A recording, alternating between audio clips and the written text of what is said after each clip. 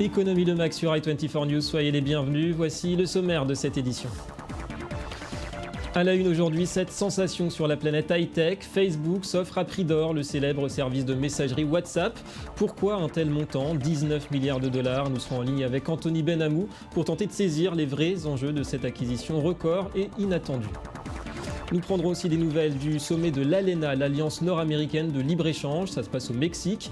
Où en sont les discussions autour d'un possible élargissement à 9 pays supplémentaires situés de l'autre côté du Pacifique ? On parlera aussi d'un projet d'oléoduc géant. Ce sera en seconde partie d'édition. Voilà pour les titres, merci d'être avec nous avant de les développer. Tour d'horizon de l'essentiel de l'actualité en dehors de Facebook et WhatsApp. On part d'abord au Japon et on ne cessera de le dire, la faiblesse actuelle du yen nuit sans doute davantage à l'économie nippone qu'elle ne lui profite. Les chiffres officiels du commerce extérieur sont tombés ce matin.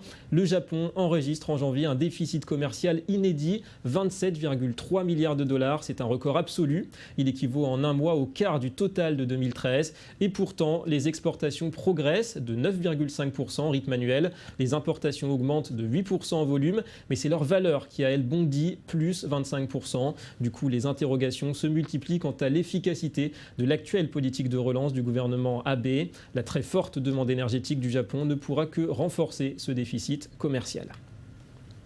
Autre statistique, toujours en Asie, elle indique que l'activité industrielle s'est de nouveau contractée au mois de février en Chine.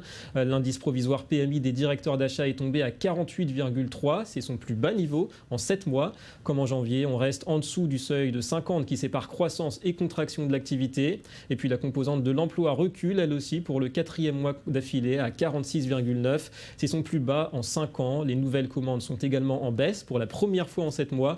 Bref, de l'avis des experts, la croissance manufacturière est au ralenti en Chine, une tendance qui pourrait s'amplifier avec la fin des mesures de soutien ciblées lancées par Pékin l'an dernier. En Europe, nous évoquions hier François Hollande et Angela Merkel se rencontraient hier à l'Elysée. L'Ukraine était bien sûr au menu des discussions, tout comme la sécurité des données personnelles. Mais les dirigeants français et allemands ont aussi évoqué l'éventualité d'une taxe sur les transactions financières. Paris et Berlin veulent un accord avant le mois de mai et les élections européennes. Un accord qui pourrait inclure tous les produits dérivés. Plusieurs écueils restent tout de même à franchir. Et d'abord la question de l'affectation de cette manne financière. Des dizaines de milliards d'euros chaque année sont évoqués. Ira-t-elle dans les caisses de Bruxelles ou bien dans celles des États ? Et puis le taux qui sera appliqué reste lui aussi soumis aux discussions.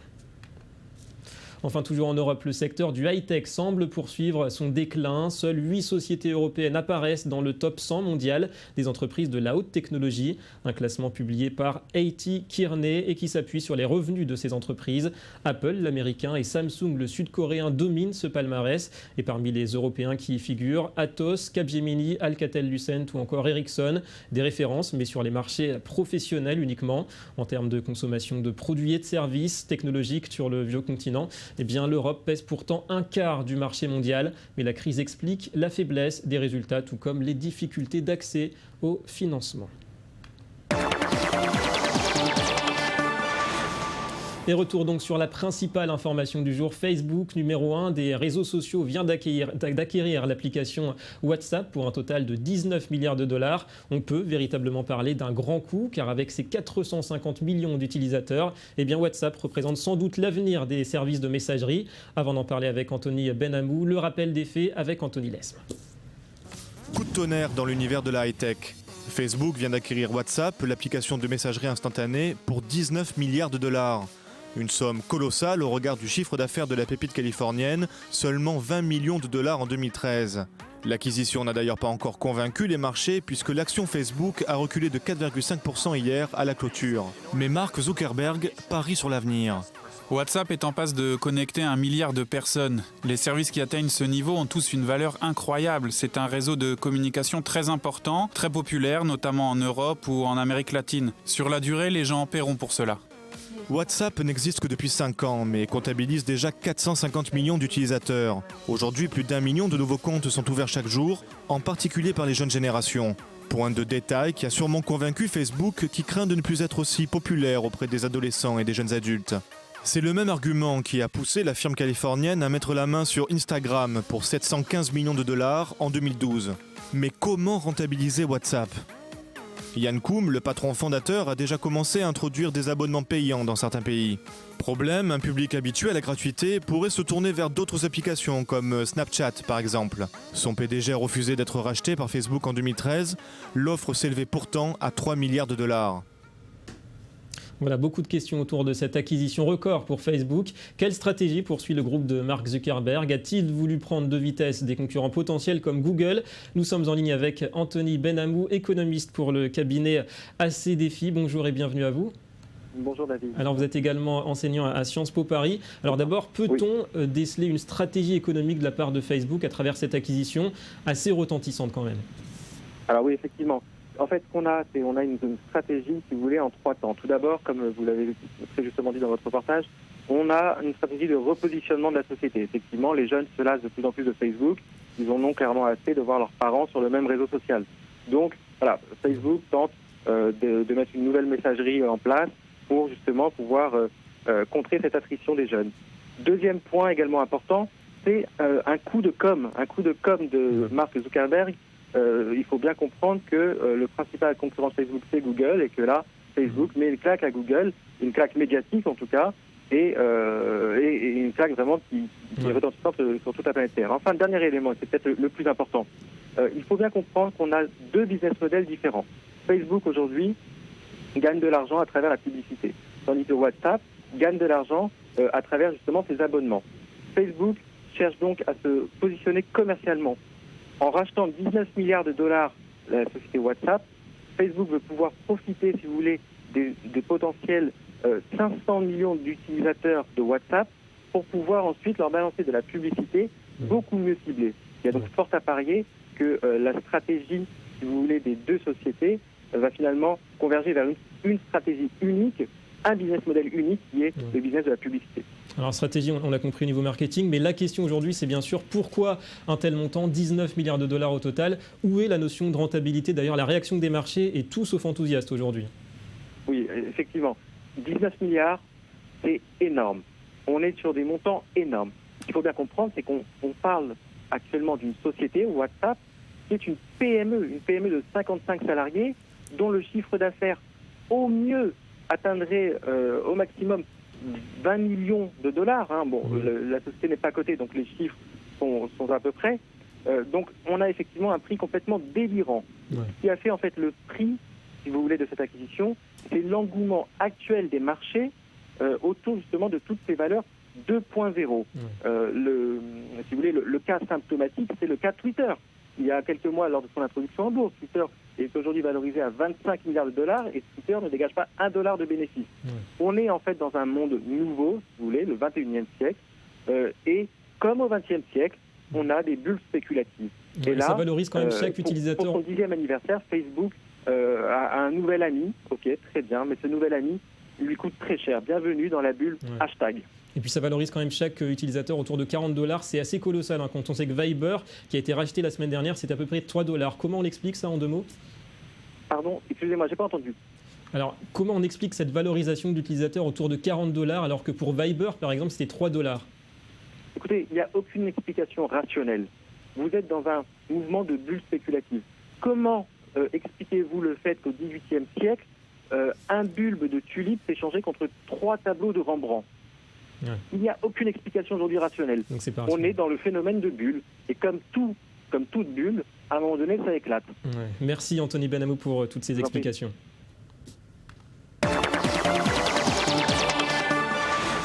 Et l'autre actualité du jour, c'est bien sûr le sommet, on en parlait hier, de l'ALENA, l'accord de libre-échange nord-américain. Cette année, le traité fête ses 20 ans et il a fait ses preuves pour le Canada, les États-Unis et le Mexique. Mais en matière de libre-échange, Washington veut voir toujours plus loin. Barack Obama se démène ces derniers mois pour aboutir à la naissance d'un nouvel espace commercial bien plus vaste, le partenariat transpacifique. Johanna Citruc nous retrace les discussions et les tensions de la journée d'hier.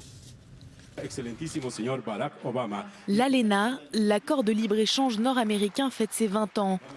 À cette occasion, le président américain, son homologue mexicain et le Premier ministre canadien se sont réunis pour un sommet à Toluca, au Mexique. En 2014, En 2014, l'accord de libre-échange nord-américain aura 20 ans. Une initiative économique qui marque un changement remarquable dans le plan global de la coopération commerciale. Ceux qu'on surnomme les trois amis se sont engagés à renforcer leurs liens commerciaux. L'objectif, faire de l'Amérique du Nord la région la plus compétitive du monde. Ensemble, nos pays ont la capacité de donner à l'Amérique du Nord un incroyable avantage compétitif. La qualité de nos travailleurs, l'industrie en pleine croissance et les nouvelles sources d'énergie. Et donc, nous devons tirer profit de ces avantages compétitifs et nous devons le faire ensemble. Un tiers des exportations américaines vont au Canada et au Mexique. Elles représentent environ 14 millions d'emplois aux États-Unis.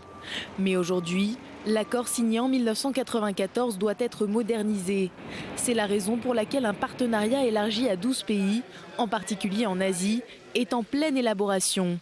Il s'agit du partenariat transpacifique.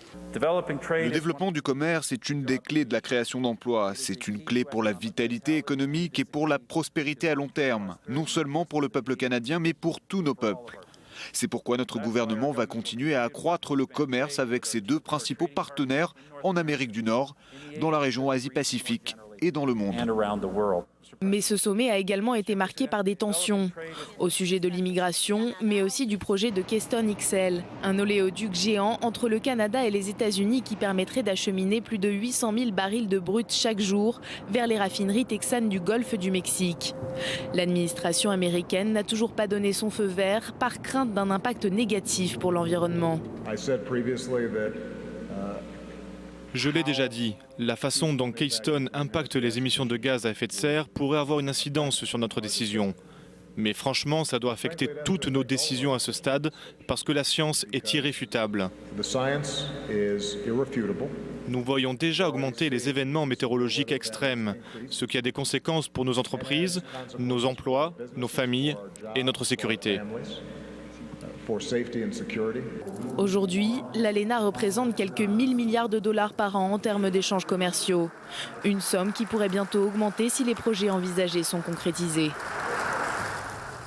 Ouais, si ce projet de partenariat transpacifique aboutit, eh bien, il regroupera 12 pays qui pèsent aujourd'hui 40% du PIB mondial. Et pour en parler, nous recevons Gilbert Gagné en liaison depuis le Canada. Bonjour et merci d'être avec nous.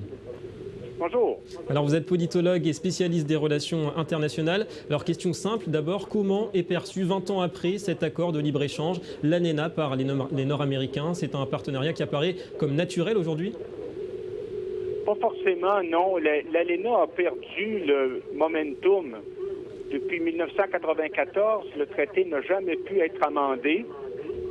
Et à chaque tentative, ça n'a pas fonctionné. On se rappellera qu'on voulait l'augmenter avec la zone de libre-échange des Amériques. Ça n'a pas fonctionné. Aujourd'hui, on parle du partenariat transpacifique. Mais il pourrait tout aussi bien en arriver au même résultat, c'est-à-dire rien. L'avenir nous le dira. Alors, on a parlé justement de ce partenariat transpacifique. On le sait, le grand absent, c'est la Chine. Vous pensez que ce projet, c'est une vraie menace pour l'économie chinoise? Non, je pense pas. Je pense que ça trahit plutôt une menace pour l'économie américaine. C'est plutôt les États-Unis qui veulent montrer à la Chine qu'ils sont toujours un joueur important en Asie et que les États-Unis ont toujours la capacité de formuler des ententes de libre-échange avec des pays qui sont dans les environs de la Chine. Un mot, Gilbert Gagné, du projet d'oléoduc Keystone XL. Il a des chances de voir le jour rapidement, Rapidement, ce serait très hasardeux de le dire parce qu'il y a eu tellement de délais et de tergiversations aux États-Unis.